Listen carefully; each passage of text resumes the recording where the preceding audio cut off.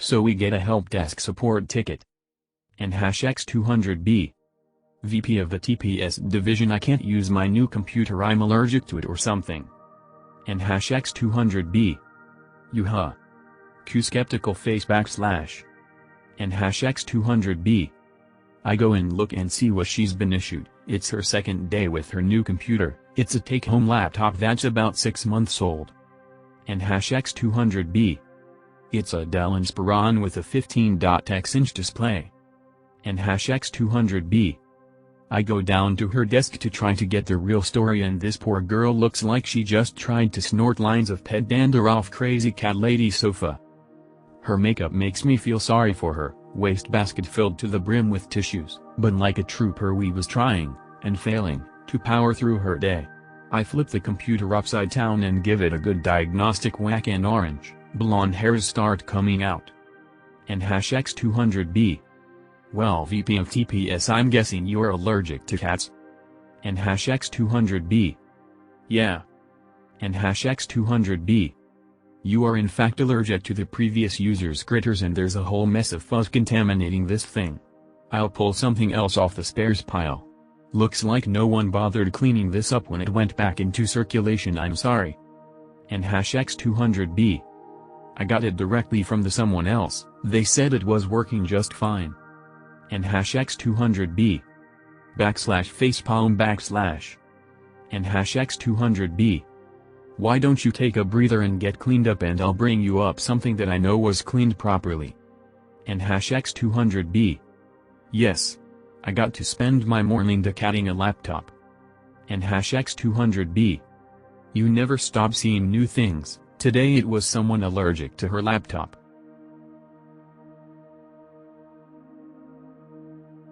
So I work IT in a primary school, and unfortunately, I'm good with people and kids, so this means I help teachers teach IT in the classroom.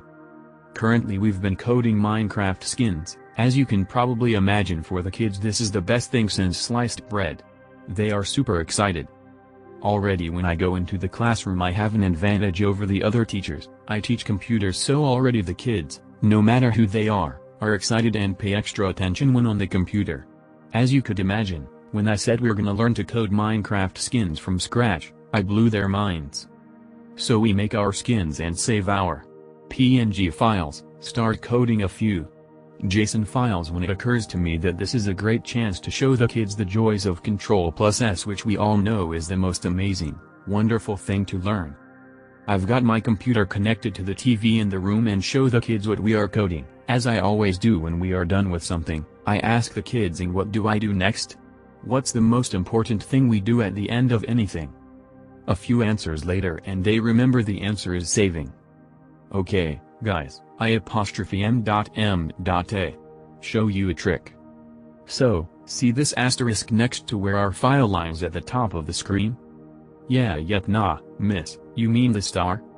Well, that asterisk means I've made changes but I haven't saved, so watch this.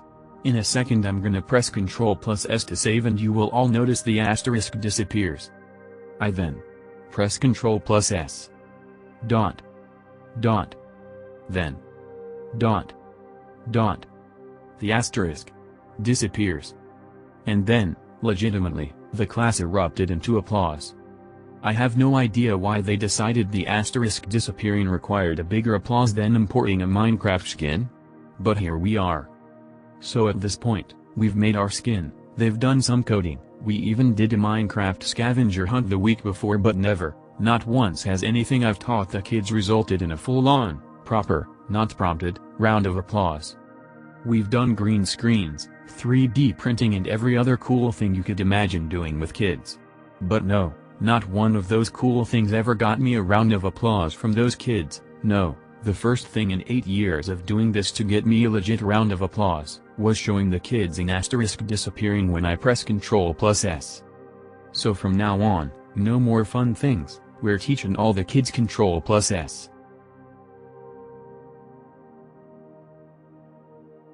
Hello all. I'm senior IT in my company, and mostly work second and third level jobs. On rare occasions I have to go to users, and when I do, it's usually problematic ones. This happened some years ago. I'm sitting at my desk, looking at logs and wondering why web server won't start, and I got call from my boss. Boss, hey, you got a minute? Head of some department got some problems, and I'd like you to go solve it. Me, okay, where is he? Boss, that in that room. I have to mention that I have memory problems with numbers, faces and names. Our company is moderately big, but I don't always remember where someone has office. That head of department is an elderly guy who really doesn't understand how any digital device works, from VHS, DVDs, TVs, computers.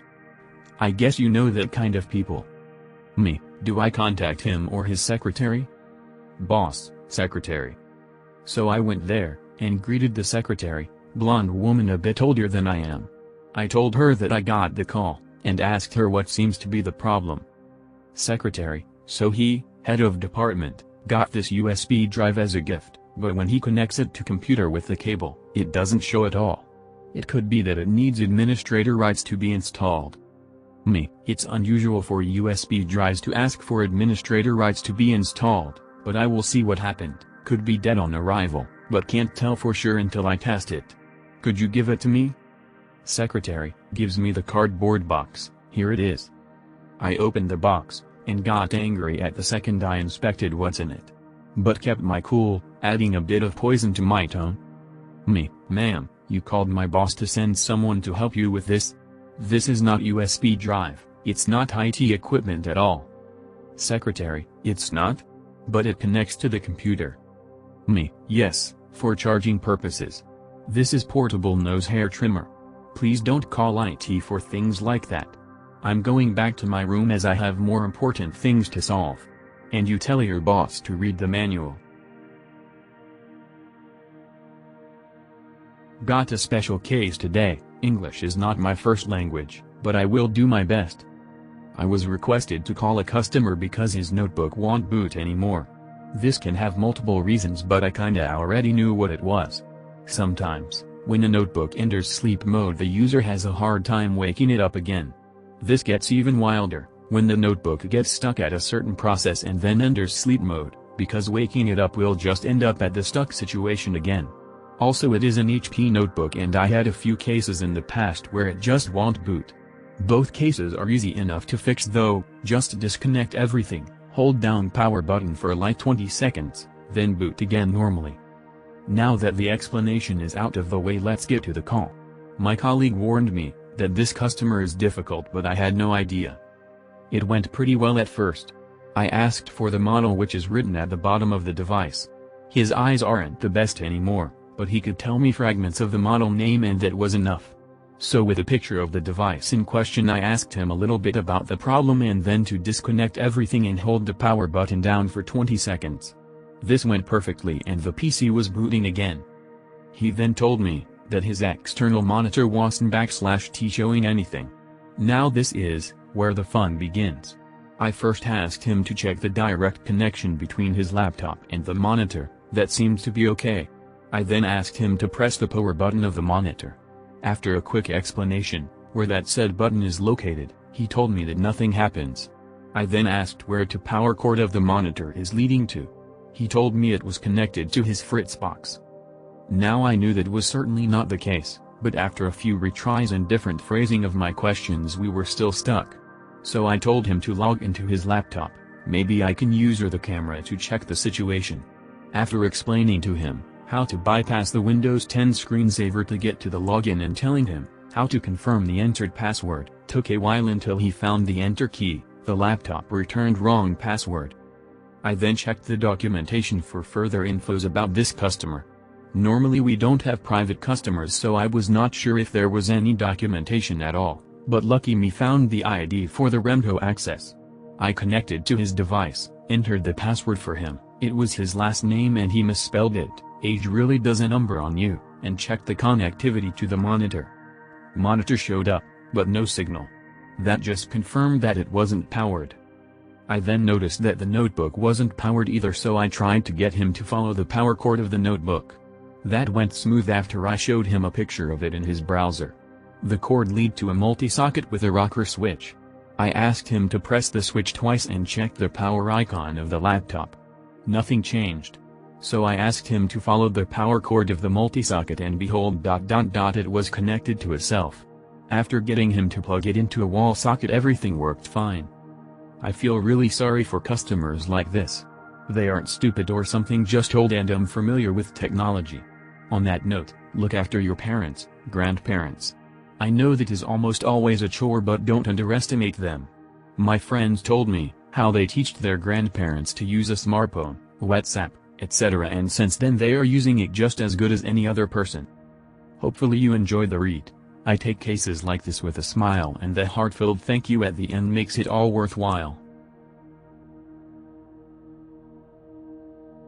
So the client we support uses a VPN for people who do hybrid working. Today this user, who was working from home, their ad password expired due to a suspicious login attempts, and then that means the VPN doesn't connect as they are linked, so the only way to reset it on that machine is to go to the office, link into the domain linked Wi-Fi and reset your password. Once they log out and back in, VPN will work.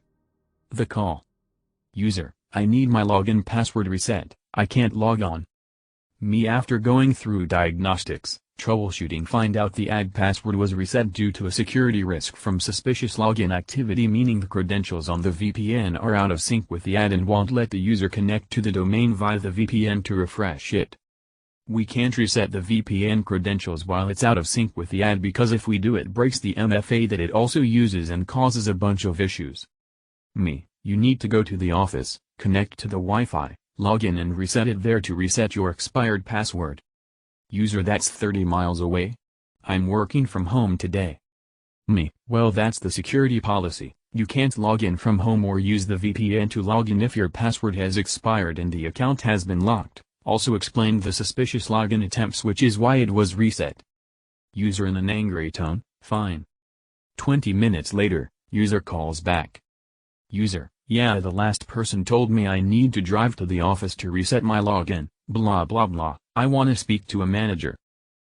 Yeah, you spoke to me, the point still stands, go to the office to reset it, can't be done from home. User, fine, but you'll be hearing about this.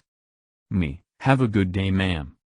Also forwarding call recordings and the 2 tickets that were created for each call to user's supervisor.